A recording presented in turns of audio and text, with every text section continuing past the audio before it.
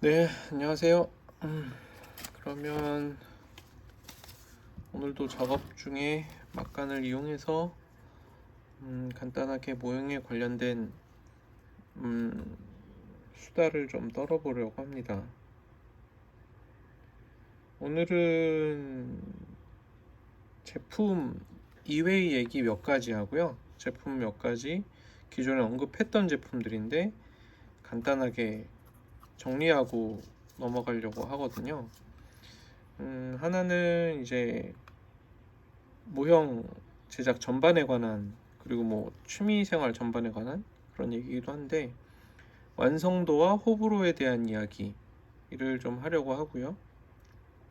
또 하나는 이제 저작권과 리뷰의 관계에 대한 것도 한번 간단하게 언급을 드린 바는 있는데, 이거랑 그리고 이제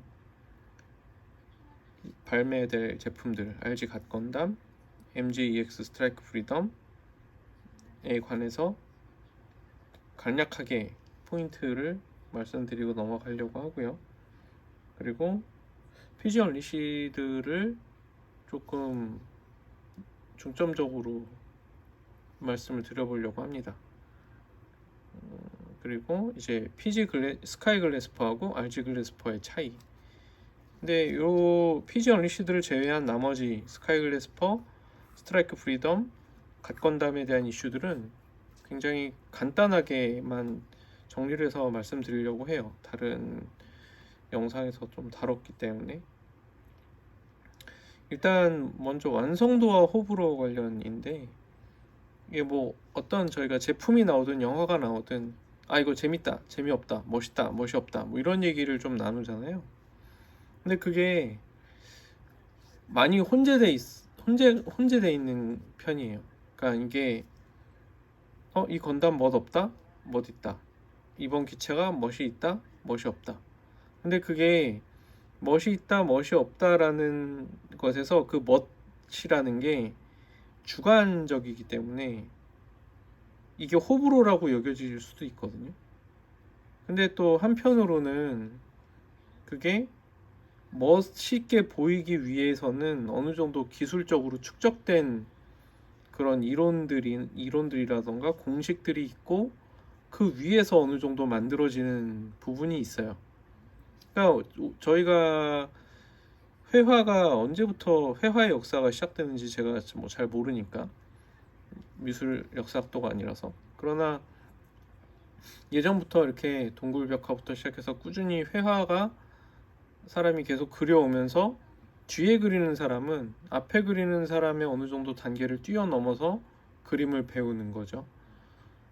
그렇기 때문에 옛날 사람들은 이런 표현 방식밖에 몰랐던 것에 비해서 지금은 더 많은 표현 방식을 많은 도구로 하고 있거든요. 근데 그 중에서도 또 좋은 색깔, 그 다음에 좋은 구도, 사람이 멋있다고 느끼는 것들에 대해서 또 이렇게 연구가 되고, 또 그거를 무의식적으로 학습을 하면서 또 자기도 그려 나가고 있는 거예요. 근데 더러 뭐 천재 같은 뭐 젊은 친구들이 그런 학습이 없이도 이렇게 그려내지만, 그것도 넓게 봤을 때 사람이 멋있다고 여기는 것, 사람이 이해하는 그런 어떤 범주, 예를 들면 어떤 사람은 뭐 그렸는데 프랙탈이 나타난다고도 하고 뭐 그러는 것도, 어쨌든 이제 동물들이 보고 멋있다고 느끼는 거는 저희도 알 수가 없으니까요. 그것도 뭐 불필요한 얘기고. 그러나 어찌됐든 사람이 멋있다고 하는 것에는 저희한테 내재되어 있는 것이 표현된 거를 그냥 무작위적으로 쫙 있긴 있는데, 그 중에서도 특히 더 멋지다고 생각하는 것들이 계속 전승돼서 내려오는 거라는 거죠. 그리고 그게 그 토대 위에서 우리가 멋을 느끼는 거기 때문에, 멋있다라고 하는 거는 기술적인 부분과 주관적인 부분이 혼재되어 있기 때문에, 그냥 딱 멋있다고 얘기해 버렸을 때, 혹은 이게 멋이 없다, 별로다라고 얘기해 버렸을 때 싸움이 나기 쉬운 이유가 되기도 해요. 내가 봤을 때 멋있는데 내가 봤을 땐 멋없는데 이거 이렇게만 따지게 되면 이거 호불호 문제이기 때문에 피차 존중해야 되는 상황이 되는 거거든요. 근데 틀림없이 완성도가 조금 떨어진다라고 생각되는 부분들이 존재할 수도 있어요. 왜냐하면 저희가 미술대학을 나온 모든 사람들이 그린 모든 그림이 전부 다 멋있고 전부 다 수준 높게 여겨지지 않거든요. 기술적인 완성도만 갖고 멋을 논할 수는 없는 거고, 또 멋이라는 것도 기술적인 완성도를 빼고 논할 수는 없는데, 이게 어느 한쪽의 강점이 분명하게 녹아져 있어야 되는 것이고, 그 다음에 특히 그 멋이라는 거는 어느 정도 보는 사람들이 충분히 멋있다고 생각하거나 적어도 그걸 보고 싫다고 생각하지 않는 사람이 조금은 더 많아야지 좋은 디자인이라고 할 수밖에 없어요. 물론 뭐 다수결로 정할 수 있는 문제는 아닌데, 이거는 100명 중에 51명이라는 의미가 아니라 51명 정도의 비율이 좋아할 법하냐의 문제인 거라는 거예요. 이거는 조금 다른 문제거든요. 그러니까 딱 그렇게 뭐 나누자는 얘기가 아니고, 그렇게 숫자로 따져갖고 더 많은 사람이 좋아하는 게 좋아하는 거다라는 게 아니라, 왠지 이거는 더 많은 사람이 호감을 가질 것 같아 라는 느낌을 왠지 주는 거죠. 왜냐하면 저희가 미술품을 볼 때마다 전부 다 그걸 다수결로 판단하는 건 아니잖아요. 할 수도 없을 뿐더러. 근데 그럼에도 불구하고 이건 왠지 더 많은 사람이 좋아할 것 같아 라고 생각되는 건 존재해요. 예술의 영역은 딱 부러지게 정답이 존재하진 않는 거기 때문에 오답은 조금 있다고 생각해요, 개인적으로. 근데 그렇기 때문에 다양한 정답이 존재하거든요. 근데 그 정답들 중에 더 많은 사람한테 울림을 주는 정답이라는 게 있고, 또 이런 것도 있어요. 적은 사람에게 울림을 주는데 그 울림의 깊이가 엄청나게 크면 전승이 되는 거죠. 그러니까 예를 들면 많은 사람의 마음을 움직일 수는 있었는데 그 마음을 움직인 정도가 얕으면 시대를 오래 가지 못해요. 오랜 기간 동안 전승될 만한 깊이감이 없기 때문에. 그런데 많은 사람을 휘어잡지 못했어도 되게 깊이 있게 감동을 주는 경우에는 그 사람들이 받은 감동의 깊이가 크기 때문에 오랫동안 전승시키려고 그 사람들이 알아서 다른 사람한테 소개를 한다거나 자기가 소장해서 남한테 보여준다거나 그거에 대해서 연구를 한다거나 해서 그게 더 오랫동안 전승되게끔 된다는 거죠.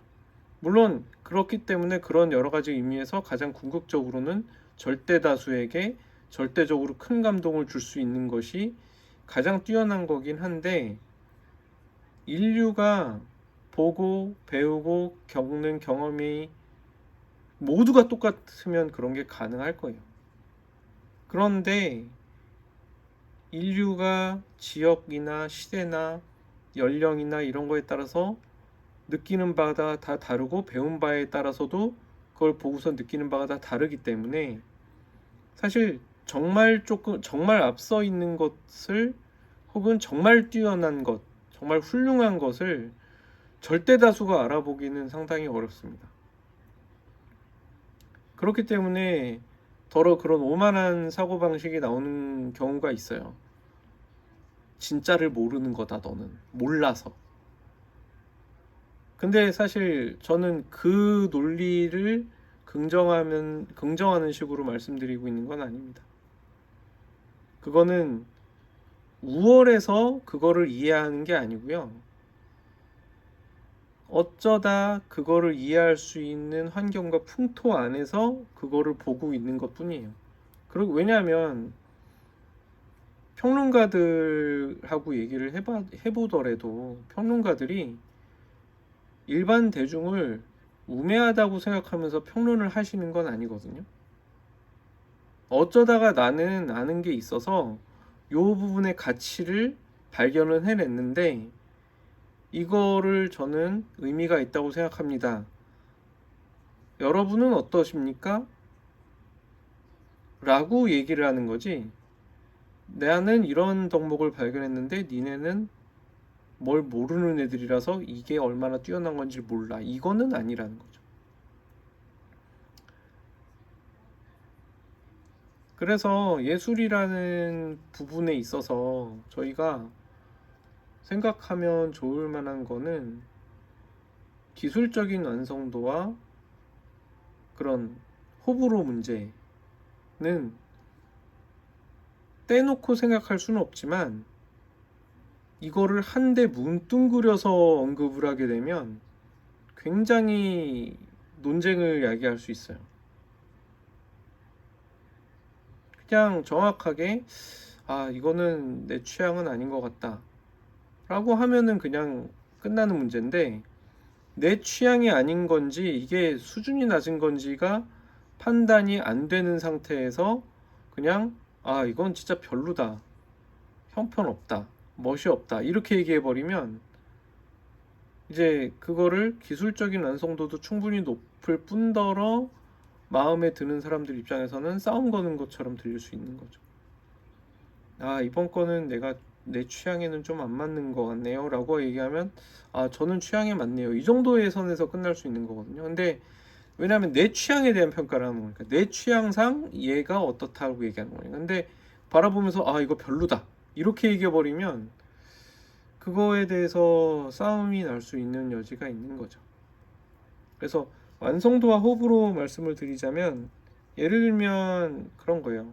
완성도가 높은데 나는 별로 좋아하지 않아. 이건 완성도가 되게 높게 보이지만 나한테도 마음에 들어. 완성도가 높은 데다가 마음에도 들어. 완성도가 낮은 데다가 마음에도 안 들어. 완성도가 좀 떨어지는 것 같은데 마음에 들어.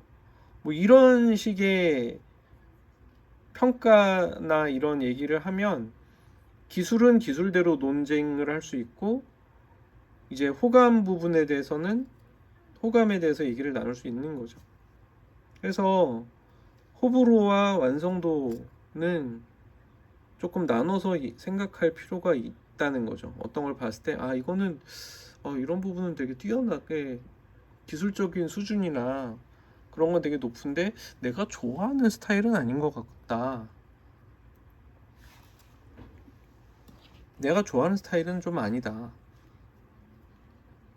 이거는 기술적으로도 좀 문제가 있는 거 아닌가? 뭐 예컨대 애니메이션 중에 퀄리티가 떨어지는 애니메이션 같은 경우가 있잖아요.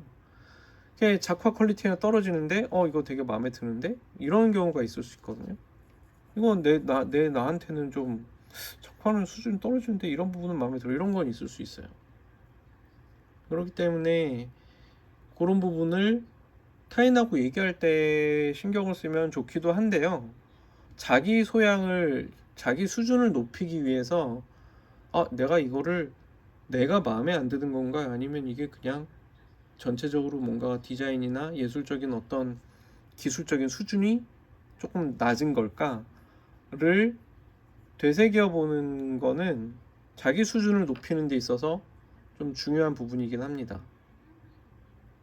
그래서 내가 이거를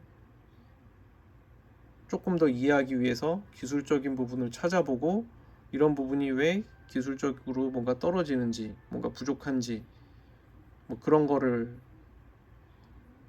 지식을 쌓아가면서 자기의 감성적인 테두리도 명확하게 규정을 할 수 있다는 거죠. 내가 이런 걸 좋아하는구나, 이런 걸 싫어하는구나, 내가 이런 걸 싫어하지만 싫어한다고 너무 폄하한 건 아닌가, 기술적인 완성도는 괜찮은데, 이런 겁니다. 더러 뭐 이거는 호불호가 갈릴 수 있겠지만 이게 취향인 사람들한테는 굉장히 뭐 마음에 들 거다, 이 얘기는 사실 약간 중언부언하는 느낌이 좀 있어요. 왜냐하면 뭐 불호라는 게 좋아 싫어로 딱 나누는 거기 때문에, 좋아하는 사람은 당연히 좋아하는 거죠. 좋아하는 사람에게 있어서 그게 극 이런 종류를 좋아하는 사람은 이걸 너무 좋아할 거야 라고 얘기하는 것도 굉장히 어떻게 보면 일반론으로 약간 하기에는 오류가 있는 거죠. 왜냐면 이 호불호가 갈리겠지만 이걸 좋아하는 사람한테는 극호일 겁니다라고 얘기한다면 그것도 남의 취향을 재단하는 문제가 되거든요. 아니 나는 뭐 좋기는 한데 그냥 적당히 좋아. 근데 호 아니면 불호인데 호인 사람한테는 극호일 거다라고 얘기하는 거는 그것도 마찬가지로 남의 취향을 그냥 자기 생각에서 이제 대중적으로 재단해 버리는 거기 때문에 그런 종류의 언급은 조금 조심할 필요도 있지만 별 얘기한다고 별 의미도 없고 또 자기 자신도 판단력을 흐리게 할 수 있어요. 애당초 호, 불호라고만 나누는 것 자체도 제가 말씀드린 것처럼 별로 좋은 건 아니어서 기술적인 부분에 대한 평가와 자기 감성에 대한 감성적인 취향에 의한 평가를 나눌 필요가 있다고 말씀을 드렸는데 그냥 감성이란 거는 다양성이거든요. 근데 굉장히 그 수많은 다양성 중에 이 부분이 이게 마음에 안 든다고 해서 이거 그냥 난 불호니까 그냥 꺼져. 근데 호인 사람은 또 그냥 호일 수도 있는데 이건 극호일 수밖에 없어. 막 이렇게 얘기하는 거는 자기 사고를 단순하게 만드는 것에 지나지 않죠. 이게 사실 저는 커뮤니티에서 주로 언급을 잘 안 하는 편이긴 한데 이유가 저는 이런 생각들은 결국에는 자기가 뭔가를 바라볼 때 자기 수준을 더 높이는 데 도움이 되기 때문에 사실 언급을 드리는 거지 제가 뭐 이런 얘기를 하지 마세요 뭐 커뮤니티에서 이런 말투는 쓰시면 안 됩니다 이런 게 아닙니다. 모형을 좀 더 잘하고 싶으면 그냥 좀 그런 식의 사고방식을 가지는 게 도움이 됩니다라는 의미일 뿐이고요. 그래서 기술적인 완성도와 제 감성적인 취향에 대한 얘기는 나눌 수 있으면 이제 자기의 수준을 올릴 수 있다. 그런데 이제 그러면 호불호를 얘기를 하자면 뭐 그렇게 좋은 얘기는 아니지만 그럼 호불호는 어디서 시작되는가라는 지점을 좀 그 부분을 말씀드리고 싶은데요. 그러니까 우리가 흔히 이건 좀 호불호가 갈릴 거다라고 얘기할 때 그 근거도 사실은 어느 정도는 존재를 해요. 그럼 일단은 간단하게 설명을 드리면 호불호가 시작되는 지점이라는 게 좀 있어요. 그러니까 예를 들면 이렇게 제가 선을 하나 그었습니다. 이 선 하나에 대해서는 그렇게 호불호가 생겨나지가 않아요. 정보가 없거든요. 근데 선을 막 이렇게 그어대기 시작하면 점차적으로 사람들이 지저분하네, 선이 깨끗하지가 못하네 라던가 뭐 그냥 별 생각이 없거나 하는 식으로 의견이 좀 많이 나눠지기 시작합니다.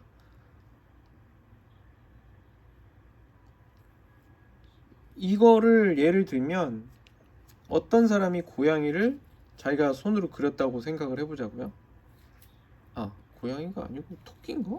저는 아직도 그 녀석의 그거를 잘 모르겠는데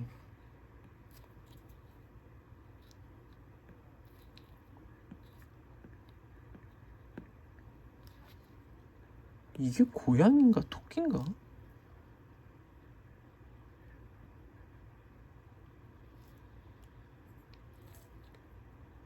아기 고양이라고 하네요. 고양이구나. 하긴 뭐 그런가. 제가 헬로키티를 곧잘 예로 들어요. 곧잘 예로 드는데 고양이라고 하니까 그러면은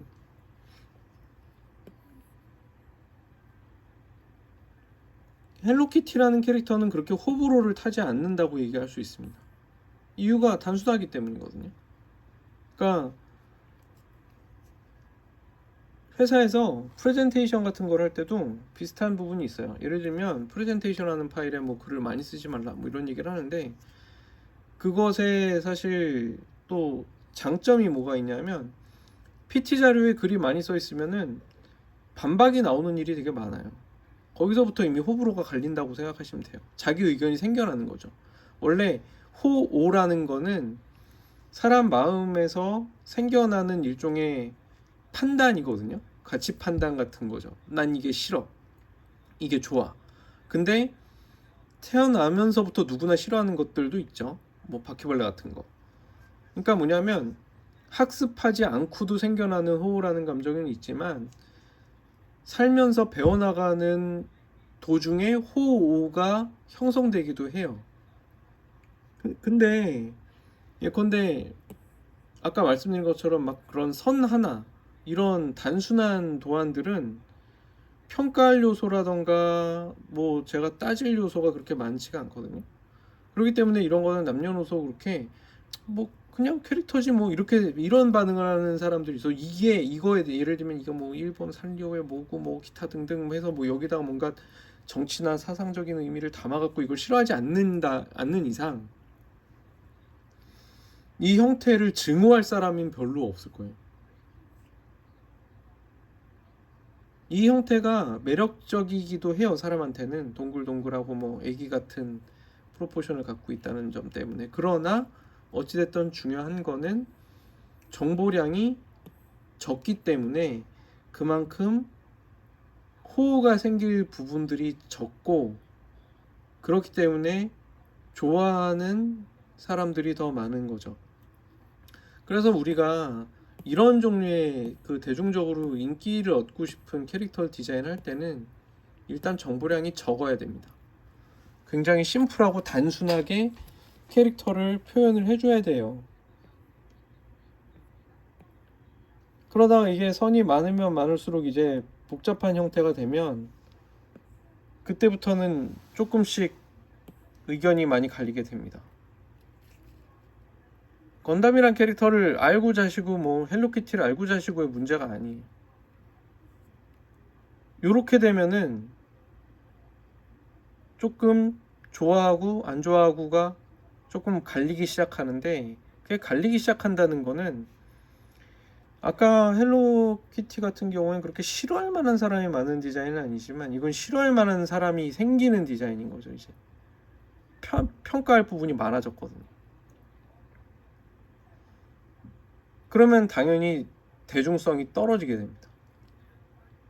그래서 되게 많은 정보를 갖고 있는 어떤 그림이나 이런 거는 극도로 호가 갈리는데, 그거를 깨부수려면 기술적인 완성도가 엄청나게 높아야 돼요. 밸런스가 뛰어나야 된다는 거죠. 이 디자인 같은 경우에는 이게 눈이 양쪽으로 벌어진 것 같아서 일단 선글라스 같기도 하지만 뭔가 좀 이해가 안 되는 부분들이 있기 때문에 결국에는 전체적으로 완성도가 떨어지는 디자인이에요. 선 밸런스도 좀 조잡하고 좀 더 단순화시키면 좋지 않았을까라는 생각이 많이 드는 거죠. 그러니까 이게 사실 헬로키티의 눈 간격이긴 한데 이걸 이렇게 적용했어야 됐나? 라는 생각이 들기도 하잖아요. 그러니까 뭐냐면 여기 있는 하로 같은 경우에는 그렇게 사람들이 싫어할 만한 요소가 별로 없어요. 화면이 좀 위로 잘려가지고. 그래서 말씀드리고자 하는 요지는 이미 판단을 하셨을 거예요. 이게 예를 들면 헬로키티에다가 건담을 씌운 디자인이 이렇게 두 가지가 있는데 하나는 이렇게 생겼고 하나는 이렇게 생겼단 말이에요. 당연히 이쪽이 조금 더 호불호가 덜 하겠죠. 이거에 비해서.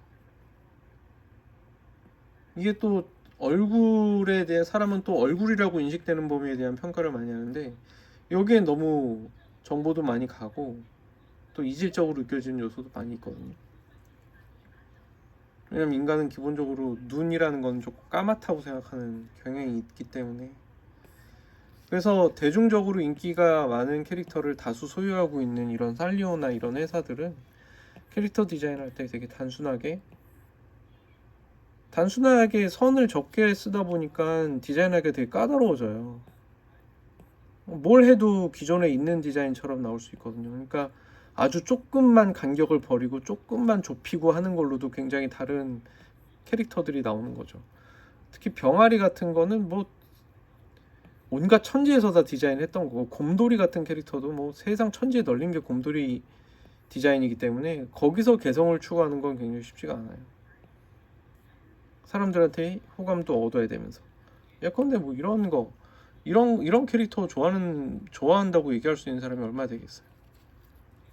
이 고양이 캐릭터도 그렇고요. 그러니까 호불호가 탄생하는 시점, 그리고 그런 부분은 그렇게 설명을 할 수가 있는데, 이걸 굳이 건담에다 대비하자면 이렇게 되는 거죠. 저희가 기본적으로 건담이라는 메카닉에 대해서 얼마나 많은 사람이 이런 형상을 건담처럼 퍼스트 건담 얘기입니다. 건담 전체가 아니라 퍼스트 건담이라고 했을 때, 퍼스트 건담이라는 메카닉에 대한 기본적인 생각들이 있을 거예요.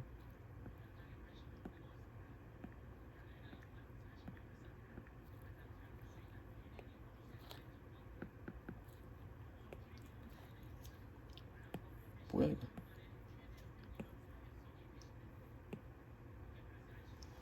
그러니까 퍼스트 건담이라고 하면 기본적으로 이런 디자인을 저희가 좀 떠올리는 사람들이 많을 거거든요. 이게 기본적으로 정보량이 조금 늘어나기 시작하면은 여러 가지가 있지만, 이게 뭐 1.5라는 버전도 있고 여러 가지가 있죠. 그러나 사실 2.0이나 그죠? 2.0을 좋아하는 분들이 되게 많은데, 그런 게 사실 비슷하다고 할 수 있어요. 이건 메가 사이즈고요. 그러니까 호불호가 일단 건담을 좋아하느냐 안 좋아하느냐의 문제가 아니라, 퍼스트 건담을 좋아하는 사람들 입장에서 그 기체가 호불호가 갈리는 시점은 그러면 어디에서 시작되느냐면, 일반적으로 대중적으로 알려진 퍼스트 건담의 이미지에서 얼마나 떨어지느냐예요. 얼마나 더 추가되었느냐. 그런 지점들이 굉장히 엄청나게 디테일이 많은데, 그게 기술적으로 굉장히 뛰어나 보여서 이거는 내가 알고 있는 퍼스트 건담이랑 좀 너무 다른데? 근데 멋있어 라고 얘기할 수 있는 사람이 많으면 그거는 이제 기술적인 완성도가 굉장히 높은 거죠. 왜냐면 감성적인 영역에서는 퍼스트 건담 자체를 싫어하는 사람은 일단 접근을 안 할 거기 때문에, 퍼스트 건담을 좋아하는데 일단 이거를 받아들일 수 있는 사람들 숫자가 조금 더 많게 하면서도 정보량을 엄청나게 때려 넣을 수 있다면, 그건 기술적인 수준이 높다고 봐야 돼요. 왜 그러냐면 기술적인 수준이 낮은 상태에서 추가를 마구잡이로 때려 넣으면 사람들이 그거를 조잡하다고 여길 가능성이 되게 크거든요.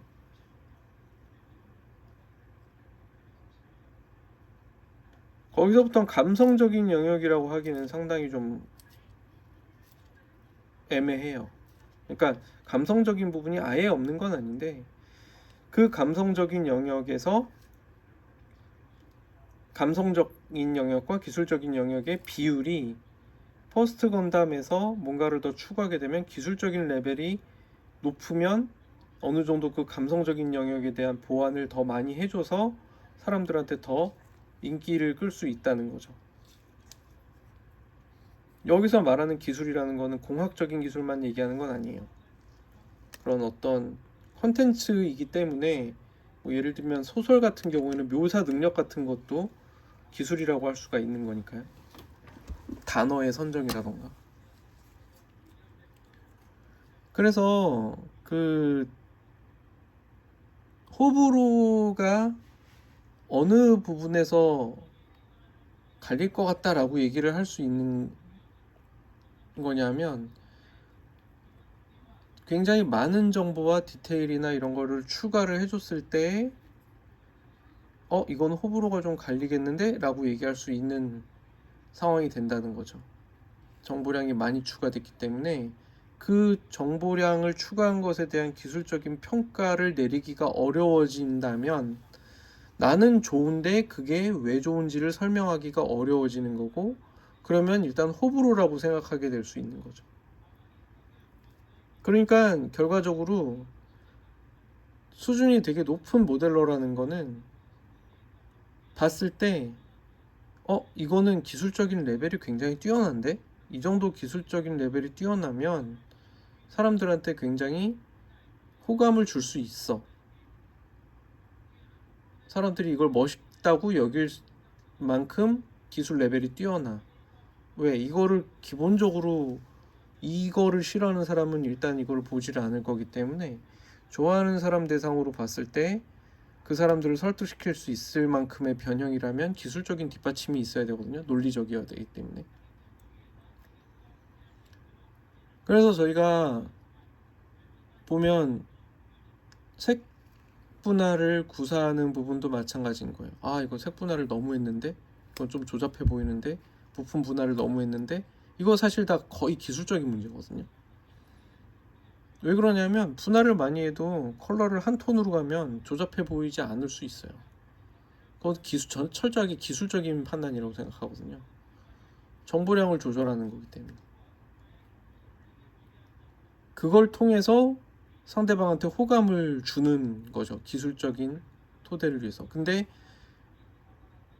기술을 수단으로 사용하고 호감을 얻는 걸 목적으로 하는 거기 때문에 중요한 건 만드는 사람이 내가 사용하고자 하는 기술, 여기에 이 색깔을 쓰고 여기에다가 패널 라인을 긋고 여기에다가 뭐를 더하고 팔다리를 늘리고 하는 그 기술의 목적이 그걸 한 다음에 더 많은 사람한테, 이게 원래의 형태보다 더 많은 사람한테 호감을 줄 수 있겠다라는 판단이 서면 설수록 더 많은 사람들한테 인기를 얻을 수 있는 거고, 나는 이렇게 하면 더 멋있을 거야 라고 했는데 막상 사람들의 반응이 별로 좋지 않다면은 내가 사용한 기술은 사실 레벨이 그렇게 높진 않았던 거예요. 설득력이 좀 낮은 거죠.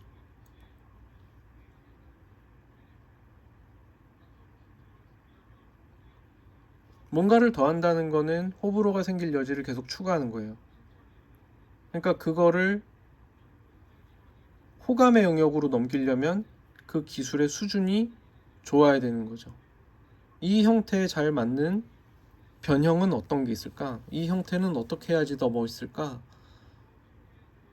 그런 거를 감성적인 측면만이 아니라 기술적인 측면에서도 고려할 수 있어야 됩니다.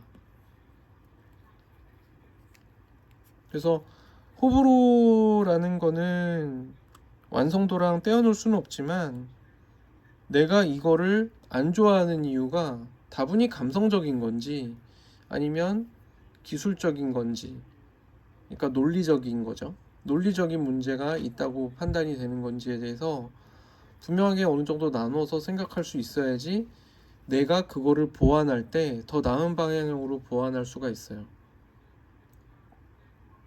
그래서 이 부분은 이따가 얼리시드 요거에 대해서 말씀드릴 때 다시 한번 언급을 하게 될 것 같습니다. 예컨대 저는 메탈 스트럭처 사자비 같은 경우에 호불호가 상당히 갈릴 수 있다고 생각을 하는 편이긴 하는데, 호불호가 갈린다고 해서 그게 5대5가 된다는 뜻은 아니에요. 그거를 싫어하는 분들도 있을 수 있겠으나 그게 강하게 의견이 대립한다는 뜻이지 좋아하는 사람들이 더 많을 거라는 생각은 어느 정도 합니다. 왜냐하면 그만큼 기술적인 레벨이 메탈 스트럭처 뉴건담에 비하면은 좀 더 우리가 알고 있는 전통적인 사자비에 비해서 많이 비난할 만한 요소보다는 그래도 호평할 수 있는 요소가 조금 더 많다고 생각을 해요. 기술적인 수준이 메탈 스트럭처 뉴건담보다 훨씬 더 나은 것으로 보여요. 손가락의 처리나 이런 것만 보더라도 관절 수가 어떻게 될지 모르겠는데 메탈 스트럭처 뉴건담의 문제는 관절만의 문제가 아니에요. 그 매니퓨레이터 자체의 그 디자인 자체도 구리기 때문에 너무 그냥 조잡하거든요. 그냥 완구 같은 수준밖에 안 되니까요. 그래서 그런 부분에서 정성이라던가 그런 게 메타스트럭처 사자비가 충분히 더 뛰어납니다. 더 꼼꼼하고 더 정성 들여서 제품 구성을 했다고 봐야 된다고 생각해요. 그렇기 때문에 사자비 자체를 싫어하는 사람들하고는 얘기가 안 되고, 사자비를 어느 정도 좋아하는 사람들한테 있어서 아 이거 마음엔 안 들지만 그래도 좀 땡기는 데까지는 갈 거라는 거죠. 아 이거 너무 별론데? 라는 분이 그렇게 많지는 않을 거라고 생각하는 거예요. 그렇다고 해서 그 사자비 형태가 난 너무 마음에 안 들어요 라는 분들의 의견을 무시할 생각은 전혀 없습니다. 왜냐면 그거는 호불호의 영역이라는 건 분명히 존재하기 때문에, 내가 알고 있는 사자비, 내가 추구하는, 내가 마음에 들어하는 사자비의 형태하고 많이 벗어났으면 싫어한다고 얘기할 수 있는 거예요. 근데 제가 메탈 스트럭처 사자비를 봤을 땐 프로포션 밸런스라던가 뭐 디테일의 뭐 고민 정도라던가 그런 게 매우 대단히 뛰어나기 때문에 충분히 사람들한테 어필할 수 있는 제품이라고 판단을 한다는 거죠. 그래서 완성도는 높지만 나는 싫어, 내지는 완성도는 형편없지만 나는 좀 괜찮았어, 그런 게 존재할 수 있습니다. 저는 뭐 터미네이터 같은 경우는 이미 2에서 서사가 끝났다고 생각하는 영화여서 그 뒤로 나오는 거는 사실 뭐 아무래도 좋았어요. 3, 4 뭐 이런 걸 보면서 계속 2하고 1 생각만 하는 거거든요. 무슨 생각 뭐냐면 3, 4, 5 막 이렇게 보면서 이 영상미로 2나 1이 재생이 되는 거죠. 그거를 되새겨주는 수단으로서 좋았고, 거기에 예전에 나왔던 배우들이 지금 나이를 먹어서 이런 얼굴을 하고 있다는 걸 보고 소위 말하는 추억팔이라고 하죠. 그러니까 뭐냐면 추억팔이는 호불호에 가까운 거거든요. 그러니까 영화는 예를 들면 뭐 터미네이터 제네시스 같은 경우 영화는 쓰레기인데 완성도는 형편없는데 저는 보는 동안은 재밌게 봤어요. 보고 난 다음에 야 진짜 영화 정말 더럽게 못 만들었네 이 생각은 하지만 그래도 저의 호오에서는 싫지는 않았던 거죠. 그래서 완성도와 호불호 문제에 대해서 말씀을 좀 드려봤습니다. 그 다음 주제는 이제 리뷰에 대한 건데요. 리뷰는 그러니까 평론인 거죠. 평론은 저작권과 깊은 관계가 있어요. 근데 근본적으로 저작권이라는 게 생겨난 거는 이걸 만든 사람의 이익 때문에 생겨난 거기 때문에 그 이익을 보호하려고 생겨난 건데, 이제 2차 창작물 같은 경우가 되는 거죠, 리뷰는. 근데 우리가 뭐 제품 사용 후기라던가 이런 게 문제가 안 되는 이유는 그게 공정이용에 들어가기 때문이거든요. 그게 무슨 얘기냐면 이익을 침해하지 않는다라는 건 뭐냐면 내가 그걸로 인해서 이익을 얻느냐의 문제인 거예요. 왜냐하면 누군가가 만든 것에 대해서 그 만든 것이 별로 좋지 않아 혹은 문제가 있어 라는 문제 지적에 대해서는 그것 자체가 사회의 공익을 위한 것일 수가 있기 때문에 문제를 안 삼는데, 다만 어떤 문제가 되냐면 그 글을 어떤 저작권을 가진 것에 대한 평론을 통해서 그 평론 자체로 내가 돈을 벌 경우에는 문제가 돼요.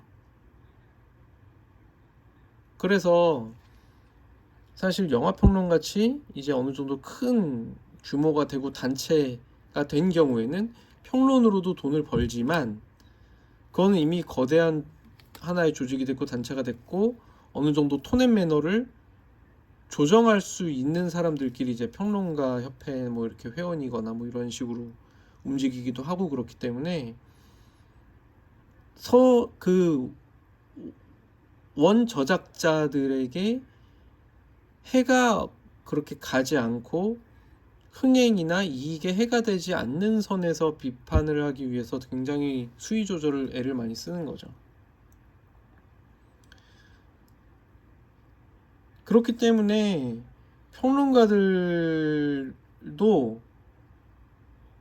단도직입적으로 비판하기가 되게 어려운 거예요. 단도직입적으로 그냥 확실하게 비판의 목소리를 낼 수 있는 건 어떻게 보면 관객밖에 없다고 볼 수 있는 거죠. 그렇기 때문에 저희가 평론가들의 리뷰를 볼 때 이게 뭐라는 거야? 이런 소리가 되게 많은 원인 중에 하나가 되기도 할 거고요. 특히 비판하는 게 돌리고 돌려서 얘기하는 분들도 되게 많아요. 은유로, 비유로 은유로 하거나 그냥 한마디 뭐 이런 걸로 하거나. 그 뭐 법적으로 따지기가 되게 애매하거든요. 뭐 싫다고 얘기할 수도 있지 뭐 이런 거. 그리고 그 리뷰 하나로 그 한 줄 리뷰로 돈을 얼마나 벌겠어요. 그 한 줄 리뷰가 돈이 될지도 의문이고. 그렇기 때문에 이제 그런 거는 넘어갈 수 있는 부분이긴 한 거죠. 이 공정이용을 판단하는 잣대는 철저하게 내가 그 리뷰로 돈을 벌지 않아야 됩니다. 근데 만약에 예를 들어서 제가 뭐 얼리시드 리뷰를 영상을 만들어서 올려갖고 그 영상 내에서 광고가 나오고 광고 수익을 번다. 이것도 리뷰로 돈 버는 거거든요. 왜냐면 리뷰로 시청을 하게 하고 그 시청하는 도중에 광고가 나오고 그 광고 수익을 내가 벌면은, 근데 만약에 제가 얼리시드에 대해서 굉장히 뭐 비판적인 요소를 막 늘어놨어요. 그럼 반다이에서 경고를 하거나 고소를 하거나 할 수 있죠. 제가 돈을 번다고 하면. 근데 제가 돈을 안 벌면은 공정이용에 해당되기 때문에 얼마든지 비판적인 리뷰를 할 수가 있습니다. 그러니까 전문 리뷰어라는 분들은 사실 장점에 대해서는 허심탄회하게 얘기할 수 있는데 단점에 대해서는 직설적으로 얘기하기가 근본적으로 거의 불가능한 분들이 많아요. 전문 리뷰어라는 거는 대부분 그 리뷰로 밥 벌어먹고 사는 분들이기 때문에 단도직입적으로 나쁘다라고 주장하기가 되게 껄끄러운 거죠. 왜냐하면 예를 들면 어떤 영화 감독이 있다고 쳐봅시다. 그 영화 감독이 매번 망작만 만들진 않을 수 있거든요. 그렇기 때문에 되게 조심스럽게 될 수밖에 없죠. 그러나 리뷰로 돈을 벌지 않는 사람일 경우에는 어느 얘기를 해도 상관없이 얘기할 수 있죠. 뭐 모욕적이면 곤란하죠. 인신모욕적인 뭐 그런 인신공격적인 모욕을 준다거나 그런 비판을 늘어놓는 거는 문제가 있지만, 제대로 된 그냥 일반적인 평범한 문장이나 그런 언어를 구사해서 비판 논조를 굉장히 직설적으로 얘기하는 거는 가능합니다. 돈을 벌지 않는 리뷰어라면. 그러나 돈을 버는 리뷰어라면 굉장히 톤 앤 매너를 조심해야 되고 저작권을 갖고 있는 회사는 언제든지 제재를 가할 수 있죠. 그럼에도 불구하고 리뷰로 돈 버는 분들이 되게 많고 그분들도 뭐 솔직하게 단점을 지적하더라. 그건 어떻게 된 거냐. 그러니까 저희가 무단횡단하는 사람을, 대한민국에 1년 동안 무단횡단하는 사람을 전부 다 잡아들이진 않거든요. 그 뭐든지 법적으로 처벌되거나 법적으로 넘어가 싸움이 되는 거는 그 정도가 과했을 때 움직임이 생기기 마련이에요. 일단 유튜브를 예로 들어보면 유튜브는 도구이지 그것 자체가 법적인 판단을 내리는 주체가, 저작권에 대한 주체가 아니기 때문에 유튜브에서 허용하고 있다고 해서 그게 법적으로 문제가 없어서 허용되고 있는 게 아니에요. 유튜브는 신경을 쓰지 않아요. 기본적으로 그게 누가 봐도 문제가 되는 종류의 영상일 때만 이제, 그리고 사람들이 신고를 했을 때, 신고를 많이 하면 왜 내리느냐, 그 논쟁을 야기해서 이용자들의 악감정, 마이너스 부의 감정을 증폭시키면 서비스에 지장을 주기 때문에 신고가 많이 들어오면 일단 닫고 보는 거죠. 그러니까 그런 식으로 사회적 물의를 일으키거나 유튜브라는 곳에서 분위기를 흐릴 만한 곳에 대해서는 내리지만, 어떤 것에 대한 평가, 리뷰 이런 게 온건하게 이루어질 경우에는 유튜브 자체는 손을 쓰지 않아요. 이제 저작권을 가진 사람이 그걸 보고 그 리뷰어한테 연락을 하거나 하겠죠. 경고를 하거나. 특히 돈을 버는 사람이면은 비판이 아니라 비난으로 갈 경우에는 틀림없이 경고를 받을 겁니다. 조금 더 심하게 하시거나 잘못하면 소송하겠다 뭐 이런 식으로. 그래서 저희가 리뷰를 볼 때 이 리뷰어들은 돈을 버는 리뷰어들이니까 믿지 말아야 됩니다가 아니고요. 제가 드리고 싶은 얘기는 저희가 리뷰를 볼 때 이 리뷰어가 얘기하는 것 중에서 취할 것과 버릴 것을 판단하는 방식에 대한 거예요. 그 리뷰어가 그걸로 수익을 벌어들이고 있다면 단점이 있어도 말은 안 할 수 있겠구나. 그럼 장점이 뭐지?를 보는 걸로 좋게해야 되겠구나. 이 리뷰어가 말하지 않았다고 해서 단점이 없다고 받아들이지 않아야 된다는 거죠. 만약에 어떤 분이 전문적으로 계속 리뷰를 올리고 있는데 그걸로 수익을 추구하지 않았다. 그러면 그분은 자기가 판단하거나 자기가 얘기할 수 있는 단점은 다 말을 할 거예요. 근데 요즘 같은 이제 자본주의 시대에서 그런 리뷰어를 만나기는 정말 어렵죠. 제가 달롱넷에 감사하는 이유 중에 하나긴 한데 달롱넷도 뭐 그걸로 어느 정도의 영리를 추구가 됐었을 수도 있죠. 뭐 광고 수익 클릭마다 거기에 배너를 둬서. 근데 아마 그렇게 뭐 돈을 많이 받고 걸어 놓을 것 같은 느낌은 아니에요.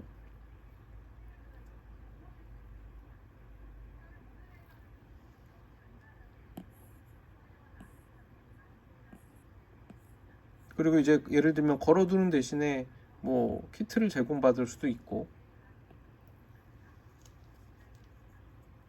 달롱넷에는 제가 리뷰를 잘 안 읽는 편이라서 모르긴 해도 달롱넷 그 자체 그 리뷰에서는 단점이나 이런 것도 곧잘 써 있는 걸로 저도 알고 있거든요. 저도 본 것들 중에서 그런 게 좀 있었고.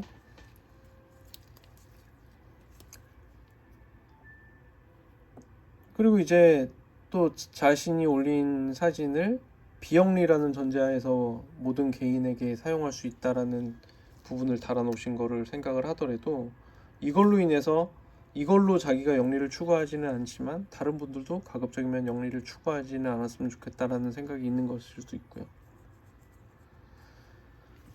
어쩌다 보니 뭐 달롱넷 홍보가 돼버렸는데 그게 아니라 저희가 리뷰를 볼 때 어떻게 받아들일 것인가, 이 사람이 얘기하는 비판에 대해서 이 사람이 완성도를 제대로 평가하고 있는 것인지, 호불호를 논하고 있는 것인지, 혹은 이익을 추구하고 있기 때문에 단점을 말을 안 할 거라고 판단을 내가 해야 되는지, 그런 단점은 어디 가서 찾아봐야 되는지, 그 리뷰어를 통해서 단점을 구하려고 하지 않는 게 그 리뷰어한테도 좋다는 거죠. 수익을 추구하는 리뷰어라면 그 리뷰어가 단점을 얘기했다가 그게 이렇게 퍼져갖고 잘못되면 그 리뷰어는 수익을 잃을 수 있으니까요. 단점을 얘기하지 못하는 리뷰어가 별로라는 의미는 아니에요. 만약에 그 리뷰어가 말하는 장점이 수익에 눈이 어두워갖고 없는 열 지어내거나 별 의미가 없는 장점을 자꾸 장점이라고 얘기한다면 장점 그 리뷰 자체의 신뢰도가 낮아질 거기 때문에 그렇게 되면 수익도 당연히 나빠지겠죠. 그래서 리뷰어를 판단하거나 바라보는 것에 대해서 말씀을 드려봤습니다. 수익을 발생시키느냐 발생시키지 않느냐, 공정이용이냐 아니냐, 그런 것에 대한 이야기죠.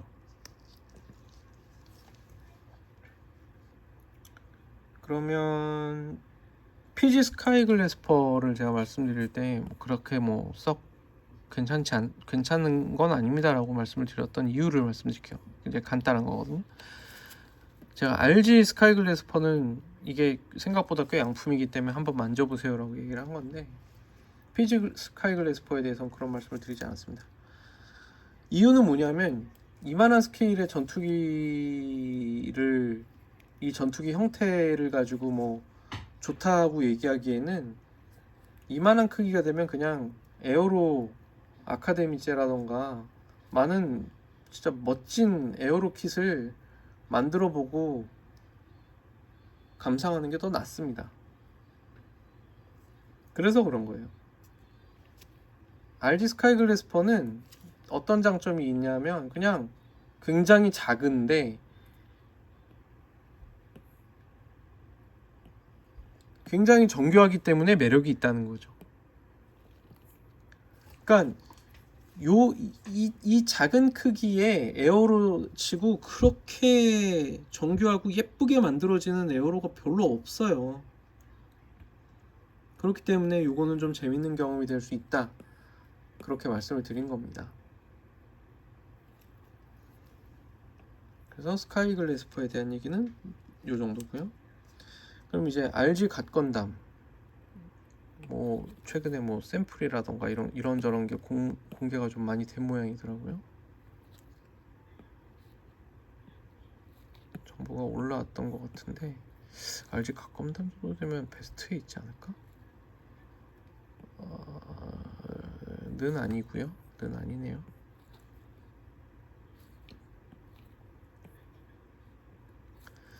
자, RG 갓건담은 그냥 뭐 단점이라고는 제가 말씀드린 건 조그맣다인 건데, 아니 갓건담이 원래 작은 기체라 뭐 144로 나오면은 당연히 조그마잖아. 근데 그게 뭐 단점이야? 이럴 수 있거든요. 네. 뭐 그것도 맞는 얘기예요. 맞는 얘기인데 제가 왜 그거를 굳이 유일한 아쉬움이라고 얘기를 했냐면, RG 유건담과 RG 사자비가 144 스케일을 무시하고 나왔다는 말씀을 드린 적이 있어요. 그거는 144 유건담이랑 RG 유건담 세워놓고 비교해 보셔도 아실 수 있고요. HG 사자비랑 RG 사자비 세워놓고 보셔도 아실 수 있습니다. RG 사자비랑 유건담은 좀 더 크게 나왔습니다. 그러니까 설정고를 무시했다는 얘기밖에 안 되죠.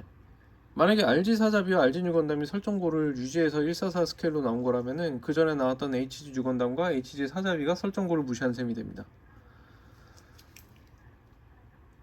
그러니까 어쨌든 달라버리니까 144 스케일이 아니라는 얘기밖에 안 돼요. 1대 140이든 1대 135든 간에 그냥 멋있게 나오는데 중점을 둔 제품이라는 얘기밖에 안 됩니다.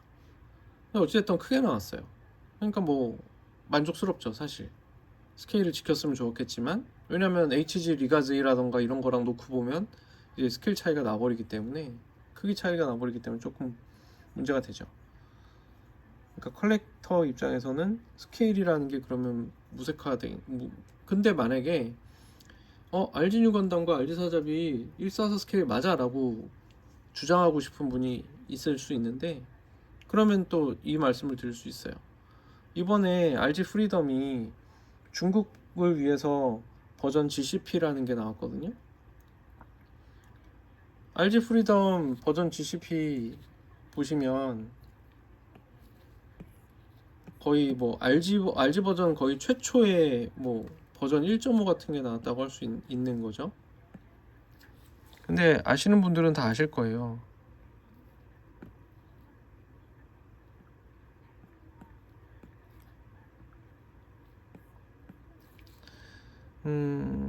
HG하고 비교한 게 있는지 모르겠네요. 이건 풀 메카닉스잖아.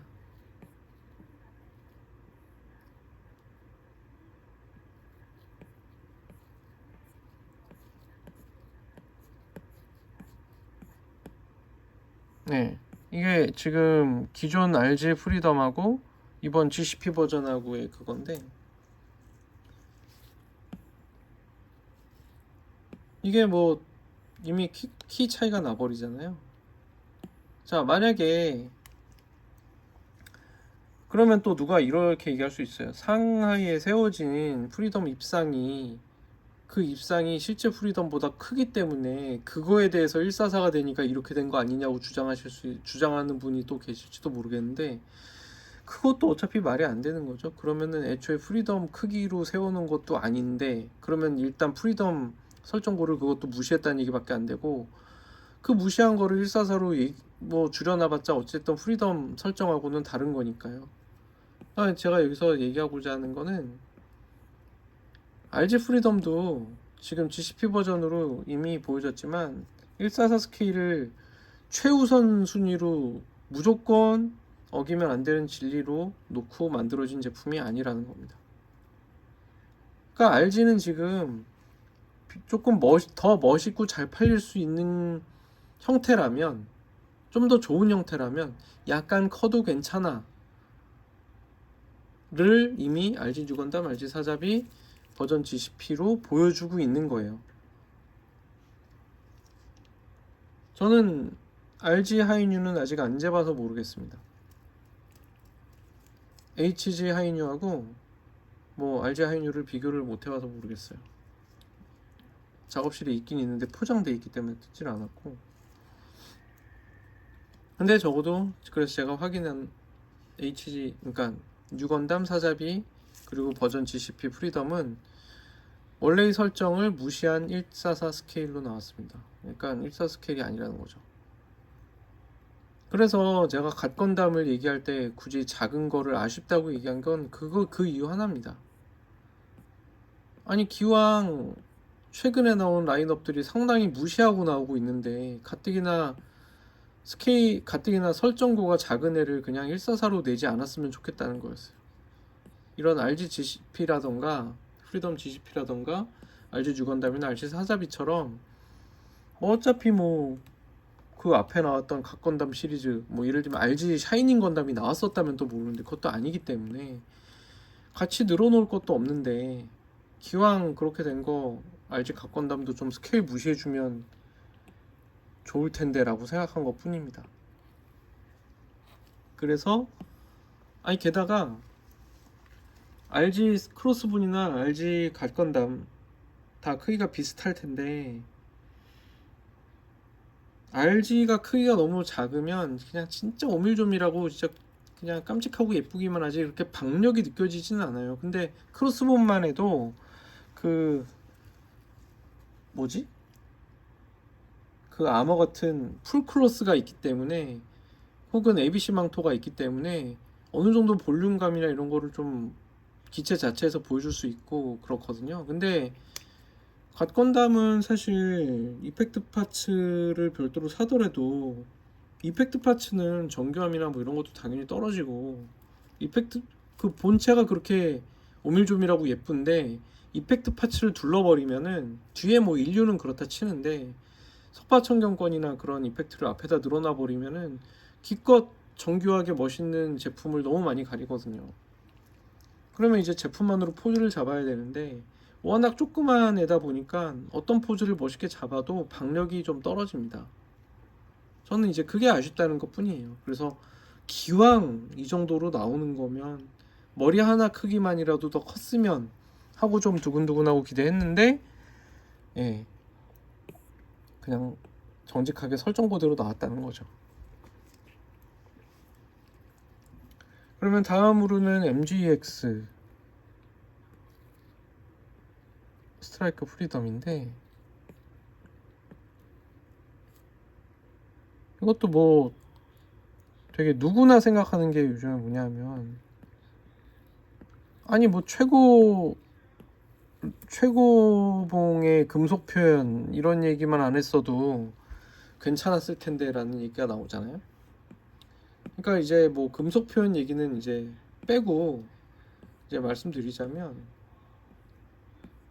뭐 일단 킷이 되게 역대급으로 뛰어난 킷이다 뭐 이런 얘기는 뭐 디자인적으로 봐도 훌륭하다 이렇게 말씀을 드렸으니까요. 근데 메탈 빌드 스트라이크 프리덤과 MGX 스트라이크 프리덤 그 두 가지에 대한 간단한 견해를 말씀드릴 수 있을 것 같아서 그걸 간단하게 말씀드리면 좋을 것 같아가지고요. 제가 이제 얘기를 하자면 굳이 이런 게 조금 호불호 갈린다는 거죠. 이런 부위가 이게 좀 이렇게 해버리면 좀 시원한 맛이 좀 없고 약간 조잡해 보인다는 느낌이 들 수는 있거든요. 이 가운데에 굳이 이거를 또 나누고 또 나누고 또 나누고 해가지고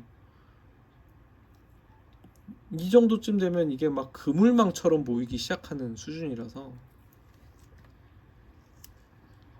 제가 단점으로 시작했던 포인트이기도 하고요. 위에 방열판 양쪽에 인테이크인데 면적 크기가 거의 비슷하고, 그러니까 5대5대 5대5가 되는데 또 가운데 동그란 금색이 있어가지고 무슨 마법소녀 브로치가 생겨버려가지고, 이거는 사실 이 방열판만 있든 인테이크만 있든 하면은 조금 더 나을 것 같다라는 견해를 말씀드린 일이 있습니다. 근데 그거는 뭐 딴 얘기고, 그러니까 메탈빌드 스트라이크 프리덤이라는 제품이 이미 존재하기 때문에 이 제품과 메탈빌드 스트라이크 프리덤을 뭐 굳이 비교를 하자면, 오늘은 뭐 시간상 또 얼리시들은 다음으로 미뤄야 될 것 같아. 그러니까 MGX 스트라이크 프리덤 같은 경우는 저는 만약에 메탈 빌드를 가지고 계신 분 입장에서 이걸 어떻게 바라봐야 되느냐 하는 거거든요. 그러니까 일단 그 조립하는 재미가 좋아서라는 그런 부분은 빼겠습니다. 완성된 이후에 대해서 MGX 스트라이크 프리덤과 메탈 빌드 스트라이크 프리덤 그 두 개가 그 두 개를 어떻게 나눠서 생각하면 좋을까에 대한 건데, 그러니까 굳이 말하자면 MGX 스트라이크 프리덤은 몸매가 조금 더 슬림한 거죠. 그러니까 굳이 비교하면 뭐 정우성이라던가 그런 뭐 배우라고 생각하시면 되고, 이게 사실은 메탈 빌드 스트라이크 프리덤 쪽 얘기를 하는 게 더 비교가 빠를 수는 있을 것 같아요. 그러니까 메탈 빌드 스트라이크 프리덤은 굳이 얘기하면 약간 드웨인 존슨이나 마동석 같이 많이 벌크업된 근육, 벌크업된 체형이 느껴지는 스타일이라고 보시면 돼요. 몸 자체는 그렇게 두껍지 않지만 사실 어깨 장갑의 크기나 넓이, 그 다음에 몸통의 크기가 조금 작고 이런 게 웅장하게 표현되려고 하는 거, 몸통의 크기가 작은 것 때문에 드웨인 존슨이나 마동석을 비유하는 거는 적절하진 않으나, 여기서는 두 개의 차이점을 말씀드리는 거기 때문에 이미지적으로 봤을 때, 그러니까 메탈 빌드 스트라이크 프리덤은 조금 더 그렇게 되게 오버스케일 된 부분이 있는, 굉장히 좀 굉장히 많은 곳에서 주장이 있는 디자인이고요. 반면에 MGX 스트라이크 프리덤은 그런 부분이 상대적으로 좀 적습니다. 되게 표준 체형에 가까운 거죠. 표준 체형인데 조금 근육질로 보이는 거는 그냥 각 때문이라고 생각하시면 되고, 전체적으로 형상들이 가지고 있는 비율이나 이런 거는 비교적 일반 체형이라고 보시면 돼요.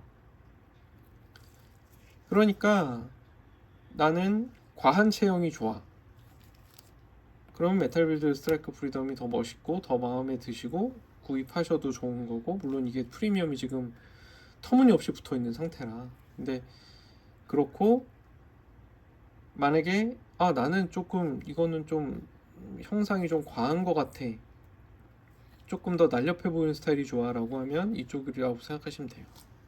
그 두 개의 그 가장 큰 근본적인 차이는 그 정도라고 보시면 됩니다. 헤드 디자인에서도 상당히 그런 부분이 보이는데, 이 메탈 빌드 스트라이크 프리덤은 헤드가 좀 이렇게 이마 윗부분, 정수리 부분이 좀 많이 큰 편이거든요. 그런데 MGX 스트라이크 프리덤은 그냥 헤드 디자인이 굉장히 노멀합니다. 헤드 전체의 프로포션이. MGX는 이 부분이 좀 많이 크거든요. 이건 사실 메탈 빌드 하이뉴도 좀 마찬가지인데, 헤드 디자인 전반적으로 좀 그런 경향이 좀 있어요. 스트라이크 프리덤은 이번 하이뉴도 약간 그런 스타일로 리파인이 됐고요. 그래서 MGEX 스트라이크 프리덤과 메탈 빌드의 관계는 그 정도로 보시면 될 것 같습니다. 그것 이외에는 사실 비주얼적인 완성도는 그렇게 큰 차이가 안 나요, 둘이. 어차피 메탈 빌드 스트라이크 프리덤도 금색이 뭐 그렇게 많이 요란하게 보일 만한 여지가 많은 제품이 아니거든요. 맥기 부분이라던가 이런 부분은 상대적으로 MGEX보다 훨씬 좋지만